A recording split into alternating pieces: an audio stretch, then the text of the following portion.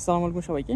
একটা interesting perfume আছে যেটা হচ্ছে যে বর্তমান টেকনোলজি যুগের কারণে এই কিনলে সহ ট্যাব এইসব বিষয় দিয়ে বা ফোনে মানুষ এখন বই পড়ছে বেশি। তো এইটার কারণে অনেক বইপ্রেমীরা ভাবছে যে আসলে এভাবে টেকনোলজির মাধ্যমে বই পড়লে বইয়ের যে আসল মজাটা, নতুন বই কিনলে বইয়ের যে ঘ্রাণ সেই ঘ্রাণটা আসলে পাওয়া যায় না।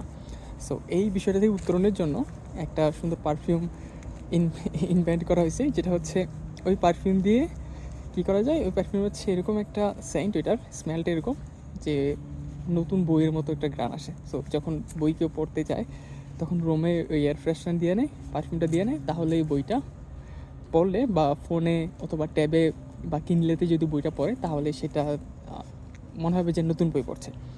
অথবা একটা পারফিউম আছে যেটা গায়ে দিলে যখন ফোনে বই পড়ছে বা কিনলেতে বই পড়ছে তখন মনে হয় যে না, সে নতুন বই পড়ছে।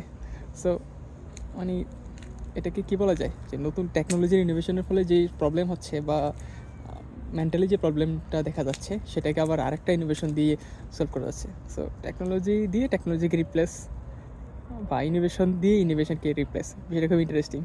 ধন্যবাদ সবাইকে।